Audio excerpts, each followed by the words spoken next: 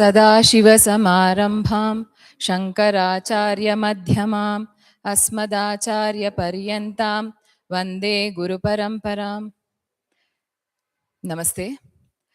On this auspicious occasion of Maha Shivaratri, we from Swabha Foundation warmly welcome you all to join us in an event of devotion, contemplation, and inner awakening. A few words about Swabha Foundation.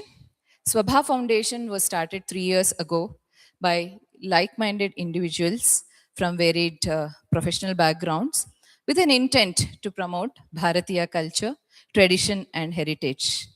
Swabha means self-illuminated. Swayam Bhati iti Swabha. Our tagline is from the third chapter of Bhagavad Gita, Karmanyaiva hi samsiddhihi, which means by action alone one can attain perfection. Drawing inspiration from our scriptures and Sanatana Dharma, Swabha Foundation endeavors to create spaces for learning, reflection, and collective upliftment. We conduct chanting classes, Vedas, and Upanishad discourses, organize talks, events, and workshops by renowned scholars. We have published Sanskrit Shloka book, Suktam book, and shortly we are coming up with Puja Vidana book. We invite you to join Swabha in our humble endeavor to participate, to contribute, volunteer, and strengthen shared commitment for sustaining Sanatana Dharma. Like every year, we have Dr. Guha Vishwanath sir, a prolific speaker, a Sanskrit scholar, a Jyotisha expert, a speaker par excellence, who will speak on Vedaha Shiva, Shivo Vedaha. A warm welcome to you, sir. We will have an online discourse on understanding the essence of interpretation of Sri Rudram, also known as Rudra Prashna, one of the most sacred and powerful hymns of Vedas. This talk is an introductory talk to the online discourse that will follow from March 1st, 2026. We also welcome our online viewers, and we have live online streaming of this talk. Once again, a warm welcome to you all. Dr. Guha Vishwanath sir is known to all of you. However, I'll formally introduce him. Dr. Guha Vishwanath is a versatile Sanskrit scholar and educator based in Mysore, recognized for his multilingual instruction of Sanskrit Shastras and deep expertise in Vedic literature, Indian philosophy, astrology, and classical Sanskrit poetics. He currently serves as adjunct professor at the Department of Heritage Sciences, IIT Hyderabad, and is chief astrology consultant at Vivek Spiritual Sutra Private Limited, besides leading a research project on Ramakatha funded by the Ministry of Education. Dr. Guha sir holds a PhD from Banaras Hindu University with research focused on Samvadas in the Valmiki Ramayana and multiple postgraduate degrees in Sanskrit literature and Jyotisha with distinction. Over his academic career, he has taught at esteemed universities including Kameshwara Singh, Darbhanga Sanskrit University, and Amrita Vishwa Vidyapeetham, and has provided independent instruction in Vedas, poetics, and astrology since 2005. His research portfolio includes project leadership, publication of scholarly articles and books, and ongoing work translating significant Sanskrit texts into regional languages. An active participant and convener in numerous national and international seminars, Dr. Vishwanath sir is also associated with institutions and yoga foundations worldwide, offering advanced lectures in Upanishads, yoga, and Sankhya philosophy. His core skills emphasis advanced Jyotisha analysis, Sanskrit literature, and curriculum design, while his creative pursuits include publishing, audiovisual content, and participation in traditional and modern knowledge dissemination. Over to you, Vishwanath sir, and a warm welcome to you all.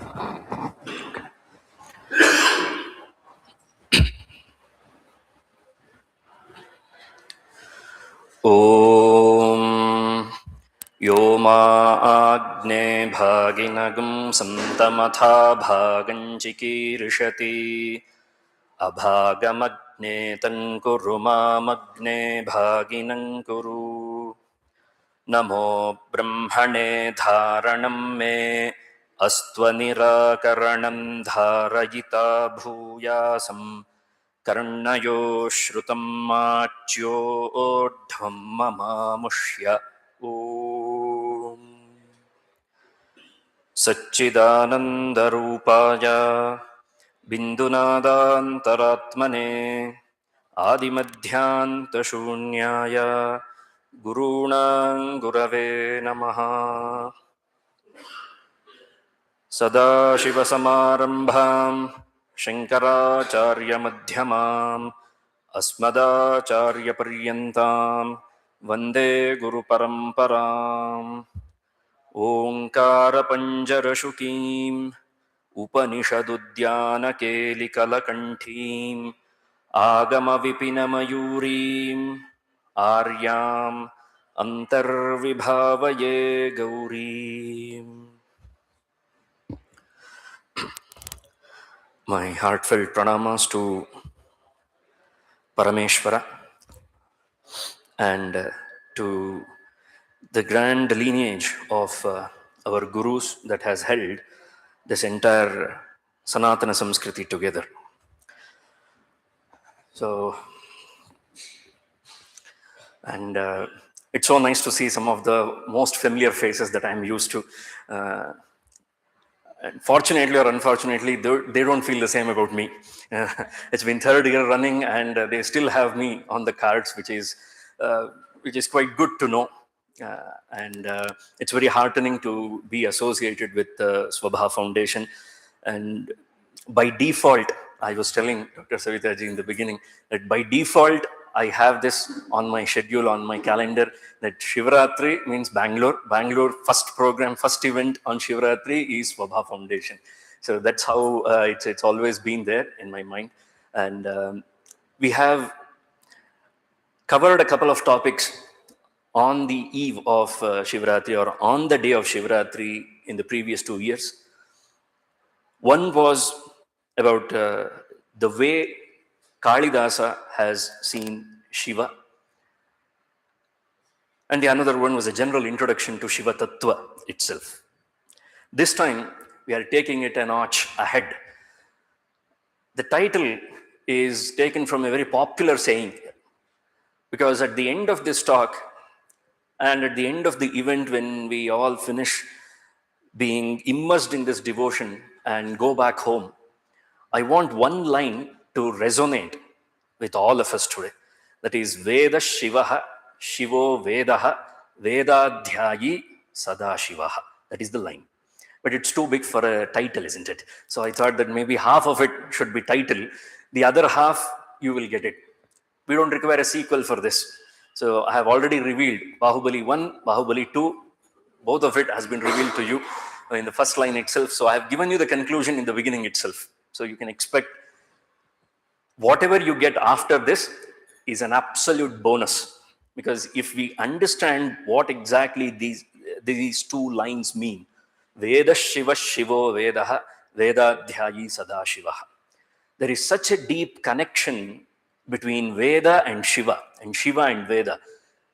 And it has prompted our Maharshis, it has prompted our great sages to claim that there is no difference that exists between Veda and Shiva. When they say Veda is Shiva and Shiva is Veda, why do you have to say it twice? Like in Kannada, we have that popular saying, no, Nine Nanu, Nane Nino. So why do you have to say the second line? Isn't the first line sufficient enough? Is it not giving you the comprehension that Veda is Shiva, finished? Why do you have to say that Shiva is Veda? That is the question which we will answer.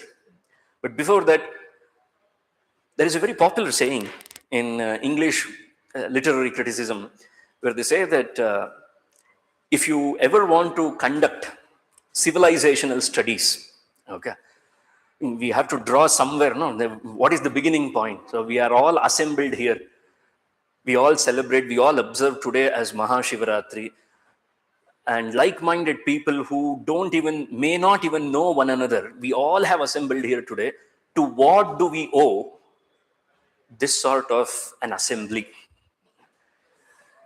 It is all because of our rishis and the Samskriti, the tradition that they set forth, and we have been simply walking that path, and it is our sincere walk on that path which has led us today here, where we all have assembled for Shivaratri.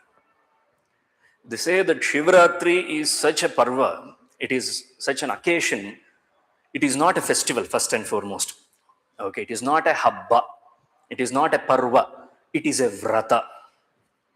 There is a huge difference between a festival and a vrata. People will remember that. Okay. Festival means wake up at 8 o'clock at least. Okay. And then after hearing so many scolds from the elders in the family, finally get a shower. And eventually do some magic quickly. 2 minutes to 10 minutes is the duration that we spend with the deities there. And then feast. Festival is associated with feast. As if there are not sufficient cafes around Bangalore, especially the southern part of this. Okay.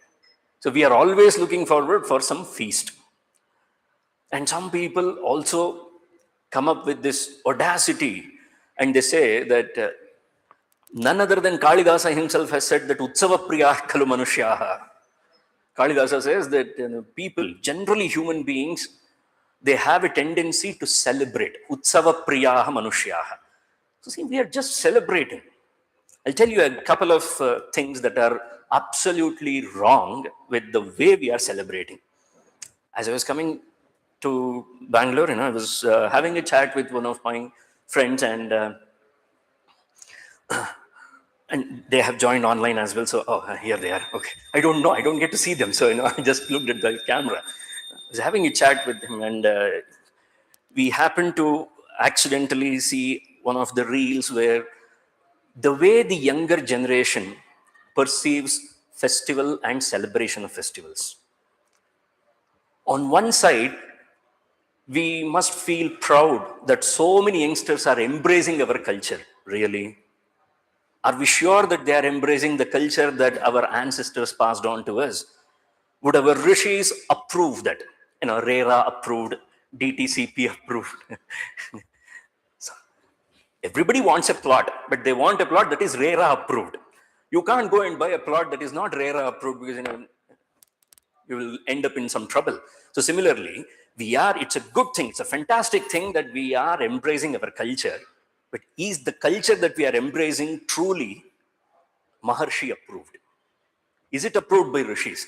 Then in order to do that, in order to get that answer, we need to ask this question: what is the vision of rishis for our Samskriti? And how have we changed it? What is our idea of Shivaratri? This is not today's problem. It has been a social problem for a very long time. Shivaratri is a vrata. Okay, what is it that we have to do during Shivaratri? Jagaranam. We have to stay awake. By hook or crook, I have to stay awake. What will I do to stay awake? Have a cup of coffee. Maybe, plural, have cups of coffee. Or chat with friends, go around the city. Not that these ideas cannot be turned into a good cause, but the very fundamental idea, we have got it wrong. There is no Shiva Tattva here. There is no divinity associated with every activity that we do. An action without divinity. Back to my famous line. When I run out of new creative ones, and I go back to my arsenal, pick the best popular one. Any activity without divinity is as useless as what is going to come next. UE in Q. You will get it. Those who are hearing me for the first time, you will get it slightly delayed, but those of you who have been listening to me, you know that this is the only thing he will say. As useless as UE in Q. You know the spelling of Q, right? QUE. Nobody knows in the entire world what that UE is doing there. It has got no purpose at all, but it is still there. So I'm doing all the activities. I woke up today, I'm observing Shivaratri, I'm celebrating Shivaratri, no divinity associated with it. So is my Shivaratri going to be considered, or is going to get the approval of rishis? I'm afraid to say that it won't. Why did I begin my talk with this approval, rishis, and all these things? Because they are very akin to Veda. We cannot have had the documents that are called as Vedas if it was not for our rishis. It is rishis darshana that is called as Veda. It is the vision of rishis that is called as Vedas. It is the experience of our rishis that is called as Vedas. It is not merely a text that we have been following. And we are calling this text, the Vedas, as Shiva. It means that we are not joking around. We are not, there are certain things that we try to exaggerate. You are the love of my life. There is a level of exaggeration for that. वो चलता है. Because both of them know, the one who is addressing it, the one who is listening to it, both of them know that it is a lie. But still, they're okay with that sort of exaggeration. But when it comes to Veda, nobody takes a chance. It's not something that we fool around. It's not something that we joke about. So if we are saying that Veda Shivaha and Shivo Vedaha, that Veda is Shiva and Shiva is Veda, it just leads us to this conclusion that they are not at all joking around. They must mean something serious. How do we understand this? You remember, sometimes, you may feel in the beginning that Tala illa Buddha illa, as they say in Kannada, like, what is he even talking? What is he even trying to build? Nobody knows, including me. Nobody knows. You just have to sit through it. It's an old engine. It gets started. Once it gets started, it goes. So the literary theory that I was mentioning, which is usually used in English literary studies, for civilizational studies, they say that you have to look for the etymology of the word. The etymology of the word reveals the civilization that is associated with that word. Our Samskriti, it all starts, I'm absolutely fine with identifying ourselves to a certain extent until a certain time that we belong to Hindu Samskriti. Nothing wrong in that. That's a cute little word that our invaders gave it to us. And fortunately or unfortunately, we have been stuck with that word. So nothing wrong in us, in identifying ourselves as that. But wouldn't it be fine if we identified ourselves with the original word that we were called with? What is it that we were called by the original masters, by the aboriginals of this land? The aboriginals of this land are our rishis. What did our rishis call us? What was the name given to the people who dwelled, who lived, and who walked in this land? Were they also called as Hindus? I'm afraid they were not. They were called as Bharatiyas.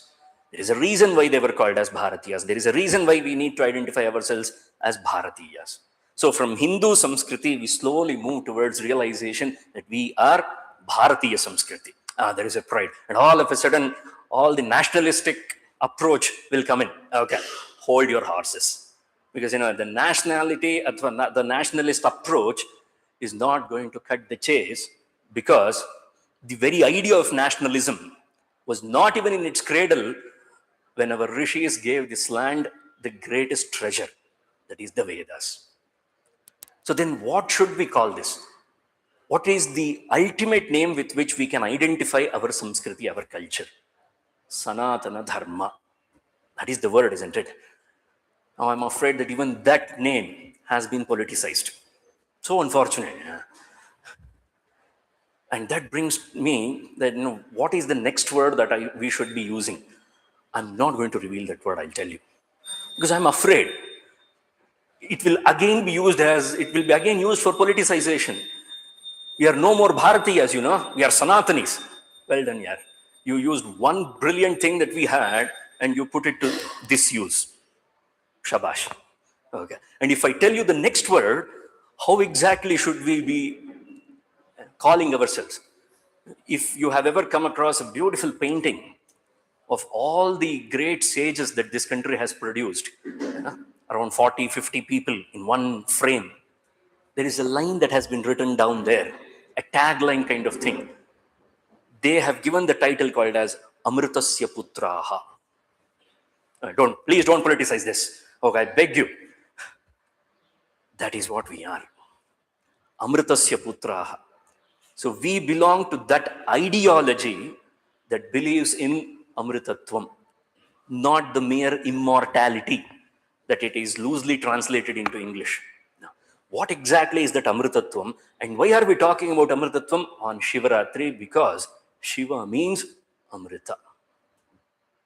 It is Shiva who actually granted, in the Puranic stories, we have heard it so many times, that it was Shiva who granted that Amritatvam. Otherwise, all of them would have been vanished. They would have gone.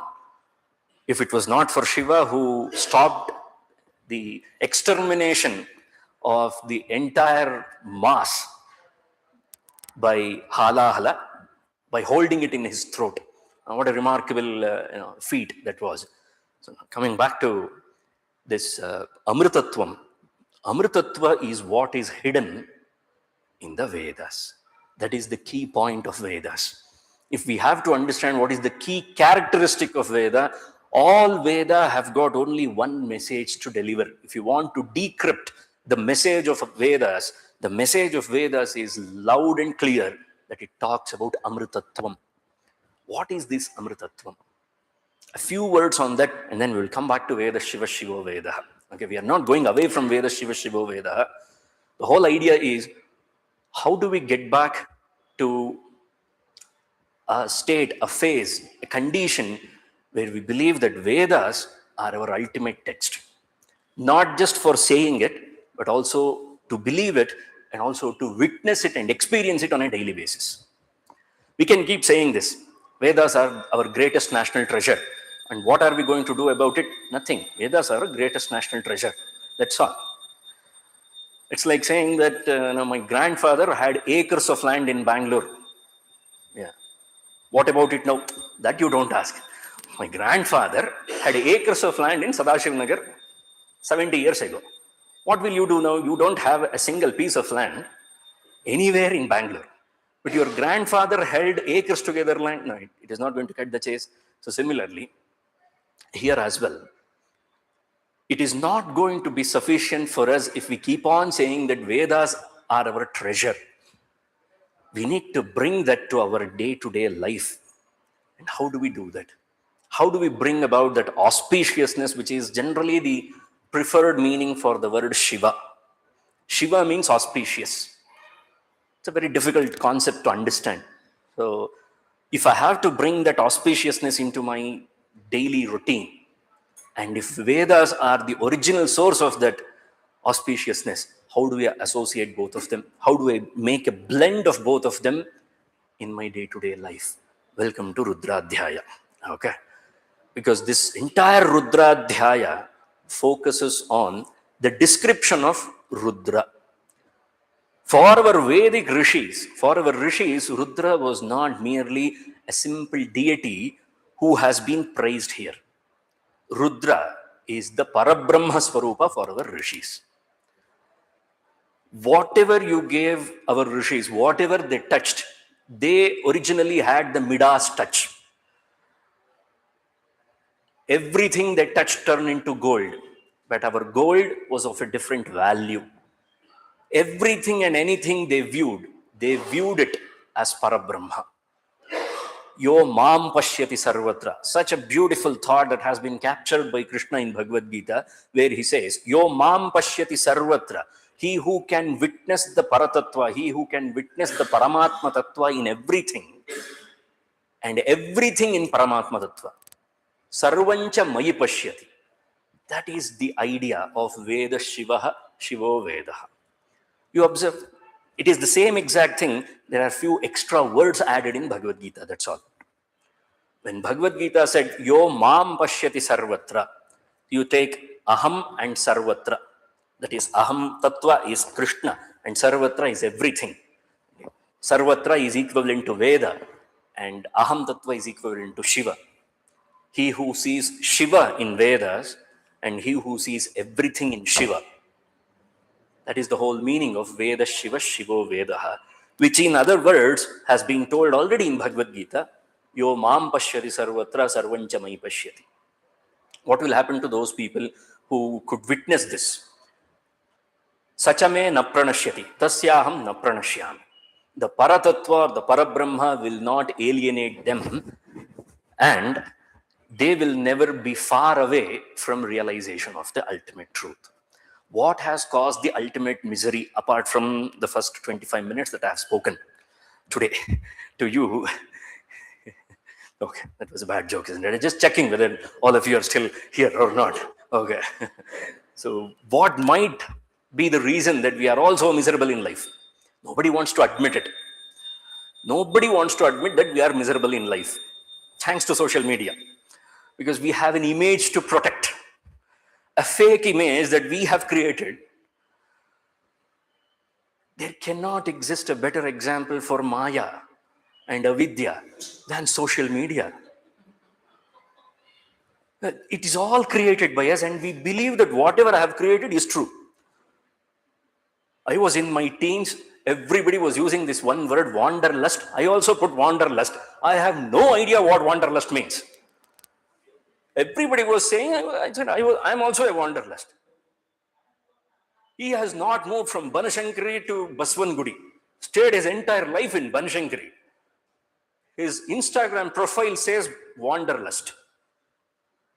I mean, such is the ridiculous idea of social media, where we have created a wrong image for ourselves, and it is resonating with our daily activities. That should not happen. And if we have to overcome this Maya, what is the way ahead? The way ahead is understanding, proper understanding of how Shiva Tattva exists in Veda and how you can witness this Veda in Shiva Tattva. And for that, they have left behind a document that has been secured over all these years, which we call it as Rudradhyaya. Okay. And today, in the beginning, we all were part of that Sankalpa. There were so many things were told. So many times what happens is we are not aware of those words. We belong to such a clan, human beings. You remember back in the childhood, I don't know about the youngsters nowadays, but back in our childhood, every Raksha Bandhan, it used to be one of the most dreaded day. Why? The men will understand. Why? Because they will make a stand in assembly line, and some teacher will give you an oath, which you have to take. Put your hand like this and then say that all girls all boys and girls are my brothers and sisters. What they will do is they will say some few parts of that out loud, and then they will just hold it back. So similarly, when we talk about the sankalpa which we do, we should be aware that for what purpose am I reading Rudra? For what purpose should I be reading Rudra? Oh, it gives me such a peace of mind. Okay, bro, understood. And then it is such a nice feeling. It has got such a nice ring to it.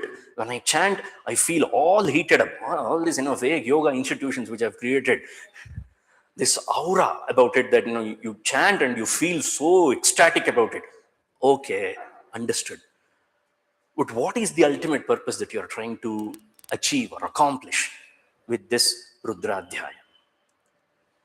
I'll give it straight to you. The entire summarization of whatever words were spoken in the Sankalpa. It was a list of all the unspeakable things that a human being can commit. Anything, you name them. All the unspeakable things that a man can commit were told today. Oh, I am very pure and pious. No, I have never done such kind of... No, okay. We didn't mean that in this birth. You might have done this several births ago. Okay. Whatever we have done, if there is one exit point, if there is one extinguisher we have. I recently watched Nuremberg, so I'm very fond of using that word, exterminate, extinguish. feeling a little bit nazier, kind of thing. Oh, fine, sorry. I had to take that out of my system. So if we have to define what Shiva exactly means, especially the way our rishis have envisioned, the way our rishis have experienced Shiva Tattva in the Vedas, is that he is a Papa extinguisher. One time Papa extinguisher. All it takes is one proper chanting of Rudradhyaya. I want to share an anecdote. It was once, a senior shishya, he went to my guru and he told my guru that I do 1008 Gayatri every day. No, really? How much time will you take for that? 45 minutes, 1008. You tell me how much should I do? Even more. I said, it's not a competition, first and foremost. Secondly, when you say that you do 1008 Gayatri Japa, what do you actually do? Chant the mantra as fast as I can. But is that the idea of japa? Do you have any idea what does the word, each and every word mean in that mantra? Or how many letters are there in that mantra? What is the chandas of that mantra? Who is the rishi of that mantra? What is the connection between rishi, devata and chandas? Why exactly this sequence must be followed? What happens if we change the sequence? Where do we understand all these things? Welcome to Vedic studies. And this is exactly what the Veda Bhashyas explain. This is exactly why the Vedangas are in place. Why do you think Vyakarana was born in the first place? To help us understand the etymology, to help us understand each and every word properly. Why we have a Nirukta, that is etymological science. Exactly. And why is there phonetics, shiksha? Because the way we have to pronounce, that itself should reveal all the meaning. And how do I pronounce the word in such a way that it reveals all the meaning to the person who is listening it? You imagine some famous gangster movie. You are at the pickup point, pickup location. There is a code word. Back in those days, they still used code words. Okay. Don't judge me, okay? These are all examples that I've taken from watching so many other movies. I've never been, no first-hand experience. Huh? Oh, right.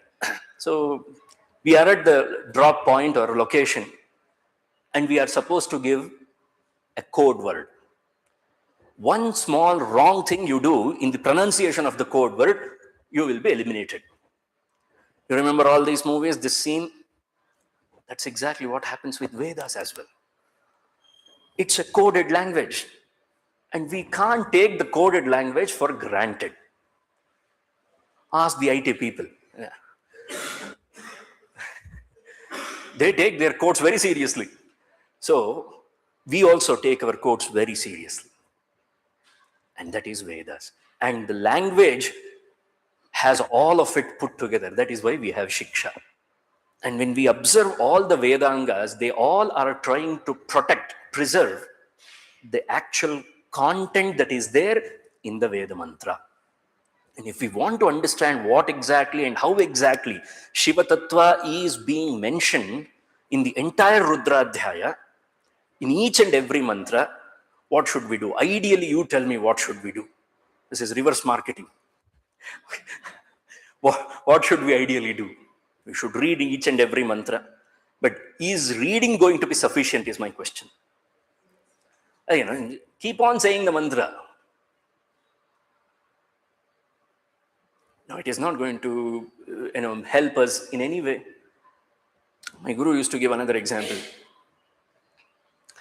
There was an idiot fellow, in the family, okay, and the grandfather, he was very fond of that fellow. He thought that he requires some help. So all the wealth that the grandfather has accumulated over his life, he had kept in a secret space, in a safe space. And on his deathbed, he told him, he gave him a line. And that line sounded so musical to that fellow that he learned it by heart. Throughout his life, he kept on saying whatever his grandfather taught him. Okay. You can quote that for yourself. You can compose it for yourself. It doesn't matter. The content doesn't matter. The line doesn't matter. He never tried to understand what exactly that line meant. Do you think he would ever be able to harness the wealth, the treasure that his grandfather left him? He won't. Similarly, our ancestors, our rishis, have left behind a treasure for us. That is Shiva Tattva. Because Veda is nothing but Shiva, Shiva is nothing but Veda. And they have left behind this brilliant Veda, brilliant Shiva Tattva with us. And what are we doing? Veda Shiva Shivo Veda, Veda Adhyayi Sada Shiva. See? You're preserving. Okay, but what is the next step? It's good that we have secured the code word, but securing code word is not everything. You have to open the key as well. You have to use that code to unlock the treasure as well. The treasure is in the Vedas. The key is with us. The key is Veda Shiva Shivo Veda. That is the key. The treasure is Vedas. What are we supposed to do next? What is our next step? The next step is very simple. Unlock. And how do we unlock it? By reading each and every mantra, by understanding each and every word, every syllable of that mantra. Then we will understand what a challenge it is to chant. Now, we recently did Ganesha Atharva Shirsham. When we observe one line, when we understand the meaning of one line, it sounds magnificent. Yeah, I have understood. One day later, in the morning when I am chanting Ganesha Atharva Shirsham, nothing. It is not even resonating with me. That's how far we are from the meaning, from digesting that meaning. So that's why, what should we do? We should not only hear it once, we should hear it many times. Keep on listening to it and keep on repeating it. That is exactly why they said Veda Shiva was going to be sufficient. But no, they had to reiterate it by saying Shivo Veda. So when you want to establish a truth, when you want to ascertain the fact, and you repeat it twice. It's as simple as that. And that's why Veda Shiva Shivo Veda. What exactly is the meaning of the word Shiva? 20 minutes on the dot. Okay. This is going to be the last 20 minutes where we will understand exactly, we will enter into the topic now. What exactly is the meaning of the word Shiva? We have been saying Shivaratri, Shivaratri. Okay. Shiva means God. First meaning. Okay, fine. We understand that. The one who wears bhasma, the one who is sitting on the bull, one who stays in Kailasa. We know all these descriptions. All of that is Shiva. But still the question remains, what is Shiva? My question is not who is Shiva. I have to read the question very correctly. The question is, what is Shiva? What makes whomever we are referring to Shiva? It's a very important question. This was taught to me by my high school English teacher. Oh, okay, no expressions. Oh. So I did not understand when she asked the question, what are you? What sort of a question is that? But now I understand what is the meaning behind it. So we want to understand what makes it whatever we are claiming. I claim myself to be Vishwanatha. Really, if I ask myself, what am I? Then it will reveal to me. Then it will come to me. Then I have to work hard on that to understand what exactly made me Vishwanatha in the first place. Simple way. Where is it leading me? It is only leading me towards self-realization. Because one thing is sure with this phase, you put me in any topic, any field, the only outcome that will come is moksha. Because there is nothing else that is worthy enough to be talked about. All other things are secondary. The primary thing is moksha. This Rudradhyaya, which is quite famous, I'll give you the ultimate outcome. I told you, Papa extinguisher. It's not me saying. There is a question in Jabalopanishad. People go and ask Yajnavalkya. The Shishyas go and ask Yajnavalkya, I have written something, I have to look into the text. Otherwise, people think it's all theatrics. And he did not even look into the text. Simply brought that. Kinjapyena amritatvam naha. What is it that we should chant, or what is it that we do which will grant us amritatvam? You remember amritatvam? Why I started with amritatvam? It might have felt at that time that this fellow is talking something. No, it's all connected here. So, kinjapyena amritatvam naha. What should I do? What japa should I do which will fetch me amritatvam? What is the meaning of the word amritatvam? To rise above the status of being dead. Very simple. What is wrong with the status of being dead? Because the status of being dead leads to birth. Nobody told you that?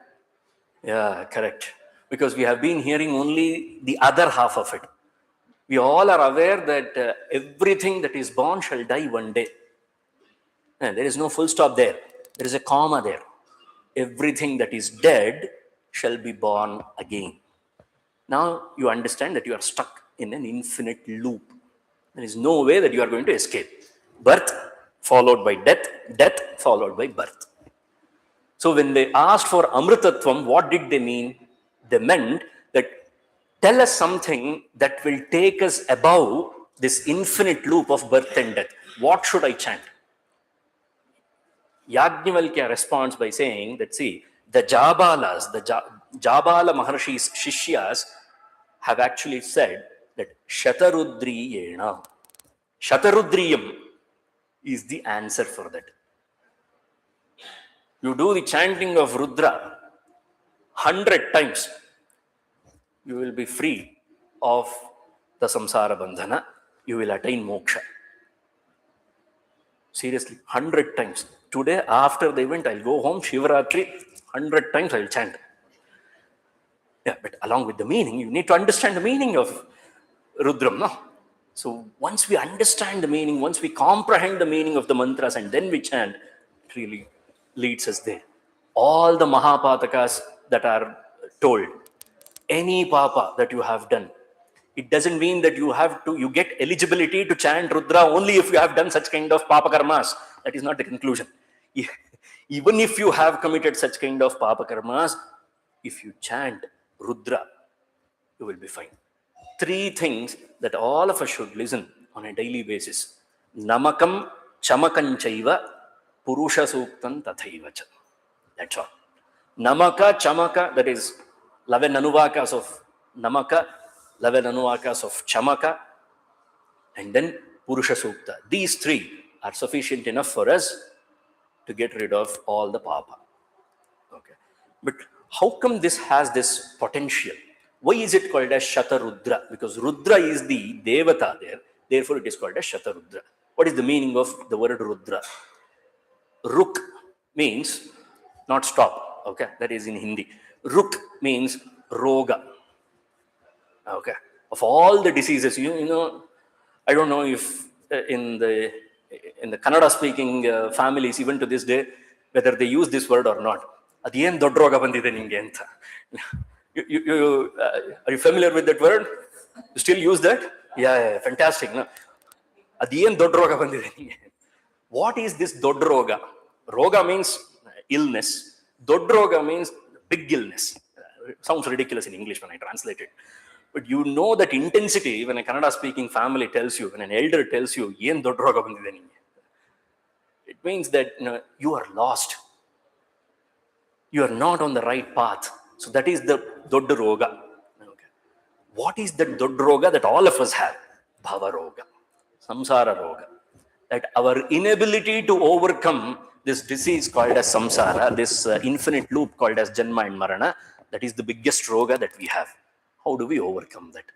Welcome to Rudra.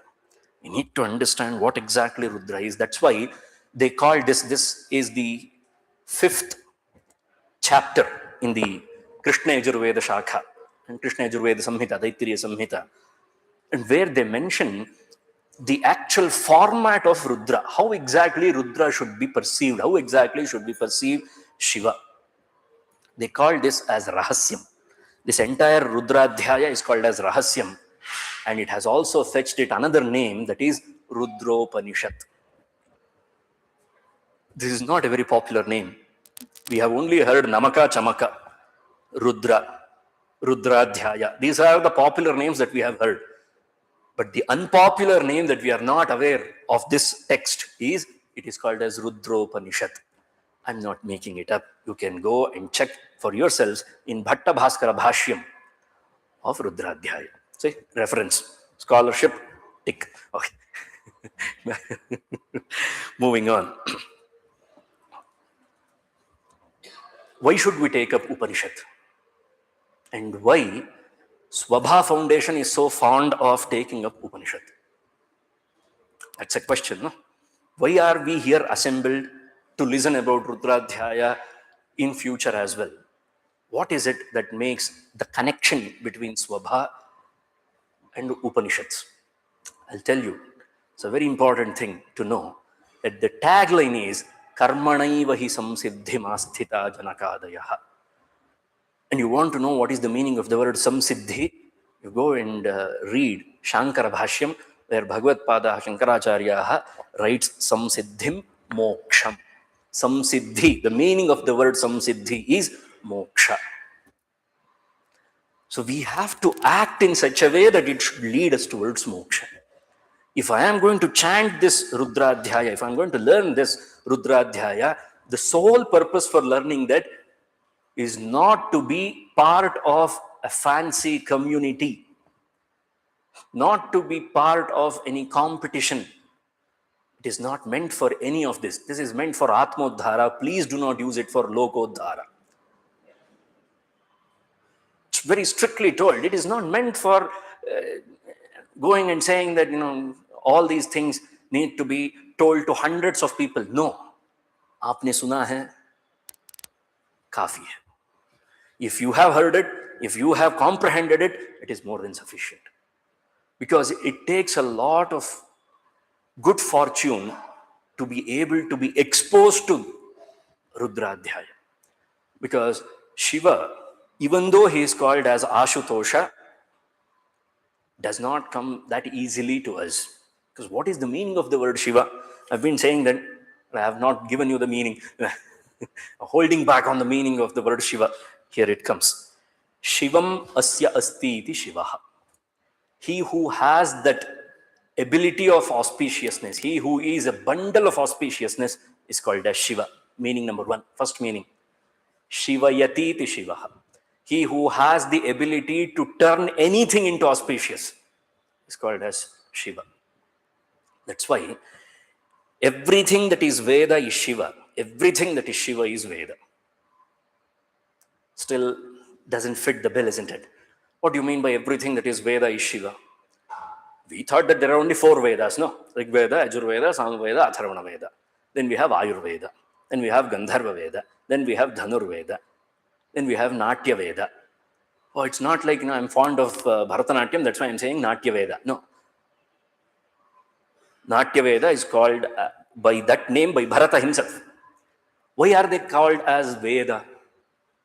There's a reason why they are all called as Veda, isn't it? Because they have a property of auspiciousness about them.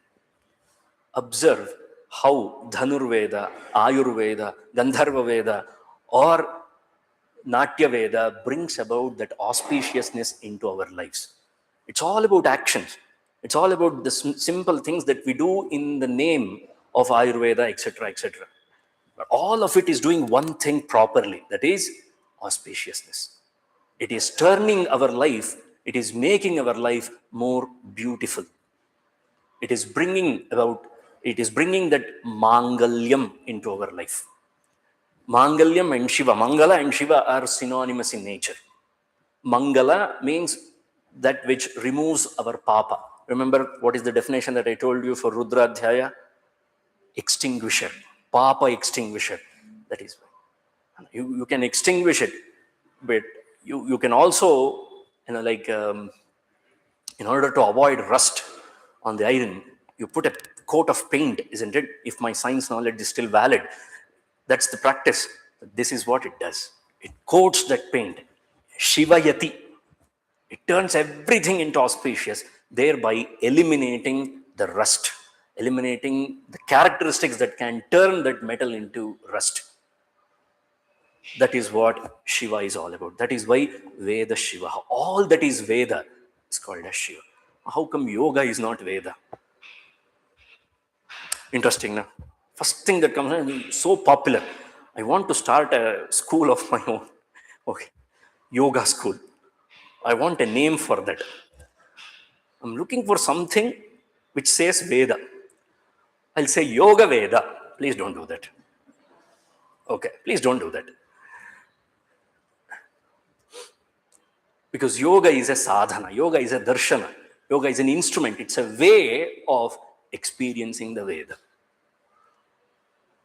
It's a tool, it's a path, it's a way to experience that Veda. There are 6 of them. That's why they are all called as darshanas. By the word, by the very definition, darshanas means the way we can experience them. Okay. So therefore, Shiva is the actual experience itself is called as Shiva. Don't believe it. In what all meaning the word Shiva is used. Amarakosha gives us this. Shiva, the word Shiva can be used in the meaning of moksha. Shivo moksha. First word they said. Shiva means moksha. Okay. Then Mahadeve. For Mahadeva as well, we use the word Shiva. Kilaka Graha Yoga Yoho. There is some Kilaka Graha and some yoga is also called as Shiva Yoga. Shiva. And then Balake. For young boys, the word Shiva is used. Guggulav, a particular product that is used in making scents, that is also called by the name Shiva. Vede. Veda itself is called as Shiva. It's a synonym for Veda. The word Shiva is a synonym for Veda. There is no difference between Veda and Shiva. Then in Sukhe, Ksheme, Jale. Sukha, the ultimate bliss, is called as Shiva. The ultimate prosperity, Kshema, is called as Shiva. The water is called as Shiva. That's why Abhishekam, Jalabhishekam. Why Jalabhishekam? Why liters of water wasted? Some people will come up with these kind of nonsensical thoughts, no? Because that is the representation of Shiva. Then another meaning for the word Shiva is Shete Anena Iti Shiva. That which brings everything to rest is called as Shiva. That which can bring a rest to all the miseries that we are experiencing in life. So you don't have to deal with all the minions of miseries, and not millions of miseries, minions of miseries. Not a slip of tongue. I meant it. Minions of miseries is not that we need to take care of. We need to only take care of the commander of misery. The commander of misery is samsara. You take care of that samsara, everything else will be taken care. That is why Shivo Mokshe. Shiva means moksha. The Paramadhyaya, the Paramalakshya, the Paramoddesha, the ultimate uddesha for learning Rudradhyaya should be moksha. Everything else is secondary. It's just like these HR people interviewing candidates. Why do you think you are a good fit to our company? Is that the right question that they ask? Yeah. Why do you think you are a good fit to our company? Hey, the same question the rishis will also ask you. Why do you think you are a good fit to Rudradhyaya? Because Guruji, I heard that Rudra is very nice. I want to have this, I want to have that. That's why I want to learn Rudra. Rejected. Good luck next time. That's what rishis will tell you. So therefore, your Rudradhyaya or your Vedadhyayana will not be Rishi certified. It can be certified by some school. Who cares? If it is not certified by Rishis, nobody cares. So if we want our Veda, if we want our Adhyayana, if we want our Rudradhyaya to be certified by Rishis, then we should go well prepared. I'm just preparing you for the interview that you may soon get with the Rishis. Because when the Rishis come calling, you don't want to miss out on that opportunity. When the Rishis knock on your door, and you say, no, I'm not yet prepared. Can you please come tomorrow? No, they won't. You get one-time opportunity. And once in a lifetime opportunity is to learn Rudradhyaya. There is no better thing that a person can do in their life than learn Rudradhyaya. It may seem like a little bit of exaggeration, chalta hai. It's okay. ಮಾನವನಾಗಿ ಹುಟ್ಟಿದ ಮೇಲೆ ಏನೇನ್ ಕಂಡೆ ಜೋಗದ ಗುಂಡಿ. If they can say something for joke false, that if you are born as a human being and if you did not see joke falls, your manava janma is vyartha. To that extent, if a lyricist can write and if an actor can portray it and if the masses can master it and mumble it for decades together, I think we can allow this much of exaggeration for rishis. If we really have to be very serious about our life, then we need to know that what is that ultimate purpose that we are missing out. I want to extinguish all the miseries from my life. If you want to do that, focus all your energy, target only one: samsara. That is the greatest roga that we have. And if we try to extinguish that, we will be done. And how do we extinguish it? By Rudradhyaya. Because that is what Shiva is. Veda Shiva. Shivo Veda. Because Veda is moksha. Moksha is Veda. And if anybody tells that in our Vedas we have aerospace engineering, hota hai yaar. That is not the purpose of Vedas. No. What is the ultimate purpose of Vedas? The ultimate purpose of Vedas is moksha. If anybody tells you otherwise, shoot them. Figuratively. I'm not promoting violence. No. So we have to set our life's goal very, very clearly.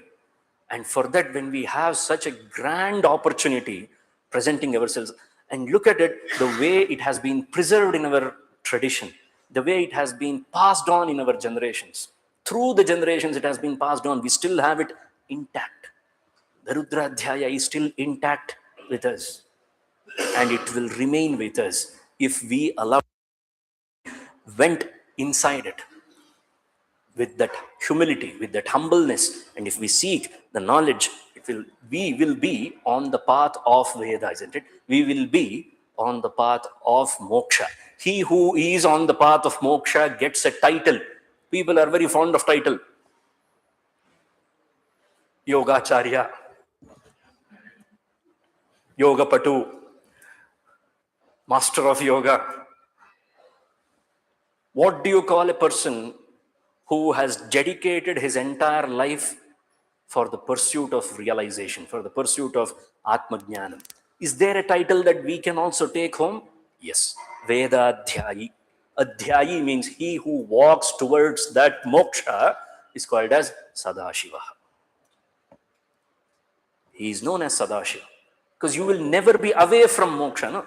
You can never have a second thought. If you have started on the pursuit of moksha, you will always remain in the path of moksha. That is why Veda Shivaha, Shivo Vedaha, Vedadhyayi Sadashivaha. There are many ways of approaching moksha. There are many ways of attaining moksha. Nobody is arguing. Sorry, I'll complete it in 2 minutes. Nobody is arguing that you cannot go to Mysore by taking the normal road. When you have an expressway, why would you want to take the regular road is my question. Isn't that a valid question? And if someone has the ability to pay the toll for the expressway, and if someone is in an urgency, there is an immediacy that they want to reach Mysore immediately, would they not prefer the expressway? Or would they want to go through all the places? Window shopping. Nobody prefers that, no? This Rudradhyaya, Veda, is the expressway. The rest is up to you. Nobody is asking you, nobody is denying you that you should not pursue other paths. Pursue all the other paths. Ultimately, you will have to come to Vedas. Because there is no other way but Veda. Because Veda is moksha, Veda is Shiva, Veda is Jnana. So when Bhagavad Pada said Jnana Deva Hi Kaivalyam, that is only through Veda, no? How else can you attain that? What else is there? There is nothing else. It is impossible to have a second path. And when you get that opportunity, when that opportunity knocks on your door, and you put that sign, Nade Ba, you are missing out. It's a dreadful experience that you will be missing out on this wonderful journey of Rudradhyaya. A very brief outlook of what exactly Rudradhyaya is. See, Rudra is nothing but Brahma, Parabrahma. Parabrahma has three different forms. One is called as Karya, another one is called as Purusha, another one is Nirguna. Karya and Purusha. Karya is everything. This entire Vishwam, entire creation is Rudra. That view is also provided in Rudradhyaya. Then Srishti, Sthiti, Laya, the functions of this entire creation is explained through the Purusha form of Rudra. Again, the Rudradhyaya talks about it. Rudradhyaya also talks about the Nirguna Parabrahma form of Rudra. Therefore, in one chapter, in 11 Anuvakas, we get all of this, in a pill kind of thing. It will be summarized, it is put in all of them. There is one beautiful mantra which is part of the bigger Rudradhyaya. Vishwam Bhutam Bhuvanam Chitram Bahudha Jatan Jayamanam Chayat. Vishwam, all that exists, all that previously existed, Bhutam, Bhuvanam, the 14 lokas, Chitram, all that appears to be different and varied in the world. Bahudha Jatam, that which has been repeated, that which has evolved hundreds of times in hundreds of different ways. Bahudha Jatam, Jayamanancha, that keeps on happening. Whatever is there, Sarvo Hyesha Rudraha, that is what Veda says. Sarvo hi esha Rudraha. All of that is nothing but Rudra. Vishwam Bhutam Bhuvanam Chitram Bahudha Jatan Jayamanam Chayat Sarvo Hyesha Rudraha. And then Tasmai Rudraya Namostu. Look at the mantra, look at the intensity of that mantra. And each and every time we hear this mantra, we chant this mantra, I should be having that ability to see that this entire creation is nothing but Rudra. Sarvo Hyesha Rudraha Tasmai Rudraya Namo Astu. So to that Rudra, I am going down. We keep this small Ishvara Linga in front of us and we think that we are doing pranama to this Ishvara Linga. Not wrong. Not wrong. This is just a beginning point. And if I want to stick in the beginning point itself, we used to have a running joke when we were students. I personally had this kind of joke. I was very brutal. I was very bad in terms of a student. I used to ask some people, in which class are you studying? Like how, young children, you interact with young children and you go and ask them that, in which class are you studying? They'll say, I'm studying in 5th standard. Which year? It's very bad to their confidence, isn't it? What do you mean, which year? I thought that you were studying 5th standard for 5 years. You're that dumb. Needless to say, but you can hurt their confidence like this. No? So, not like that. But when we actually take a look at this mantra, what are we supposed to do? What percentage of mantrartha did I get into my head? If I am not getting even 1% of that mantrartha into my head, you tell me honestly, what is the use of chanting that mantra? There is no use. So whether we are listening to the mantras, whether we are chanting the mantras, if we do not know the meaning, if we have never even attempted to comprehend the meaning of that mantra, then we are no less than donkeys. This is not me saying this, is Sayanacharya who said this. Bharavaho Gardabhaha said that a donkey carrying weight on its back. Nevertheless, it is carrying, but it doesn't matter whether it carries a load of dirty clothes or tons of gold. It doesn't matter to it. We have been carrying tons of gold and we have been donkeys for years. The time to wake up, the time to realize that I have been sitting on a gold mine. The gold mine is Rudradhyaya. We have been sitting on that gold mine for all these years. The time has come for us to unlock it by understanding, by reading each and every word, by understanding and comprehending each and every mantra of Rudradhyaya. This serves as just What is the potential of Rudradhyaya? If you do Shatarudriya, you will get moksha, true. Only if you comprehend it and do. If you don't comprehend it and do Shatarudriya 100 times, well done to you. You have a lot of wealth. Okay. But for no use. The best thing is, or the better thing to do is comprehend the meaning of all the mantras of Rudradhyaya and do the Shatarudriyam once. Finished. Some people, I'll give you the greatest example. How to manage your greatest resource.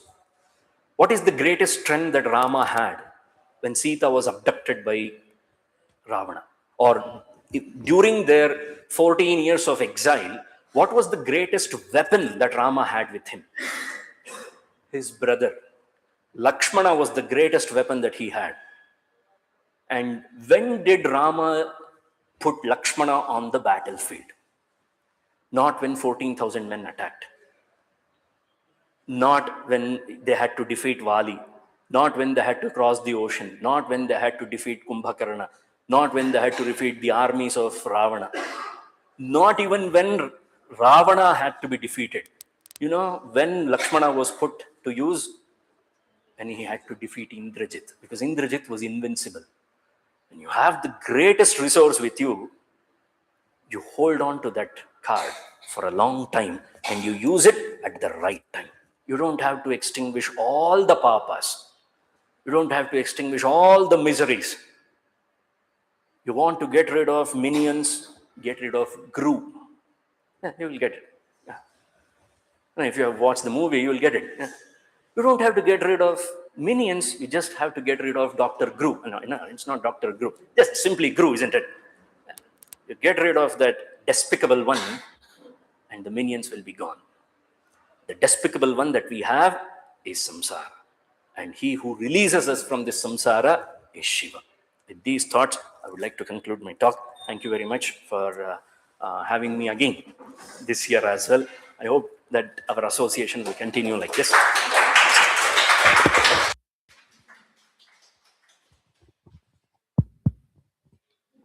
Veda Shiva, Veda Shiva, Shiva Veda, Vedadhyai Sadashiva. So that has gone in, sir. Thank you so much for the enlightening talk. Let me actually thank both Dr. Guha Vishwanath and Kashi Vishwanath for what's been a wonderful talk on Maha Shivaratri Day. For those who are keen to pursue Rudradhyaya, as he explained, it's a very serious one. We have an upcoming course led by Vishwa sir. It starts next week. It'll be for a duration of 4 months. It will run till 28th of June. It will be on Sundays for 1.5 hours. So for those of you who are keen, we have you can have a chat with us here, organizers, for more details. For those who have connected online, we're just going to be pasting the details on the chat. The timing and the course fees, all of those details can be available on WhatsApp. Let me conclude by thanking Vishwa sir, thanking the Banagiri temple authorities. Let me thank Skyline for the AV, amazing AV visual quality they've produced this time. Let me thank Tickle, our ticketing partner. And last but not the least, let me thank all of you assembled here, as well as those who have connected online with us. Thank you, and Om Namah Shivaya. Happy Maha Shivaratri once again.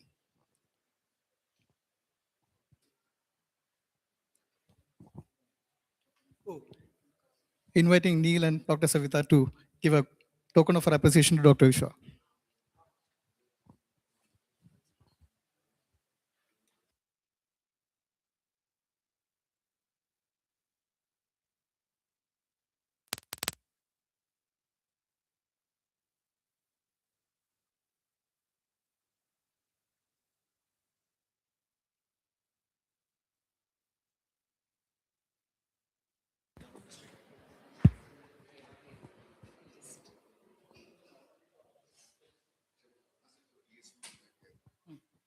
Sir will tell how many classes. March 1st term, 24 classes.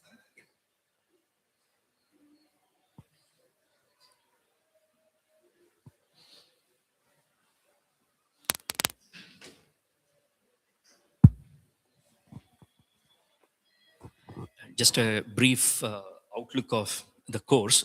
It would be much better if I had a screen and we showed the PPT and everything. But I'm just reading it out. There will be 20 classes which will take for us to complete the entire Rudradhyaya. First session would be on the Anubandha Chatushtaya of Rudradhyaya, basically the objective quadruple of Rudradhyaya. And then from there onwards, each and every Anuvaka will be taken until 15th session. Only Rudra Namakam, until 15th session, Rudra Namakam will be covered, because the Chamakam is not that difficult in the sense it is not that large in comparison with Namakam, therefore it is much easier to go through, whereas 15 sessions are dedicated for Rudra Namakam. So if you are interested, you can definitely register for the Rudradhyaya. It's a 20 session program run only on Sundays. Why Sunday? Because Sunday is meant for Shiva, isn't it? You thought that it is going to be a weekend, that's why we have chosen that. No, not like that. So Shiva is associated with Surya, Adityatmaka Surya. That's why we have Dwadasha Jyotirlingas. No, what is the connection between? Ideally, we have heard Dwadasha Adityas, 12 Adityas, but we don't have Ekadasha Rudras. If it was only about Rudra, then how come we have 12 Jyotirlingas? How come it's not 11 Jyotirlingas? The 12 Jyotirlingas are representative of the 12 Suryas, 12 Adityas. Okay, so similarly, it is much more endearing to us if we listen to Rudradhyaya on a Sunday. And as it coincidentally happens, it also fits well with our daily schedule as well, because Sunday, most of the times it happens to be a weekly off for all of us. So that way it works. So 20 sessions will be there, and some chanting will also be arranged simultaneously, or through some other channels, through some other mediums, it will also be arranged.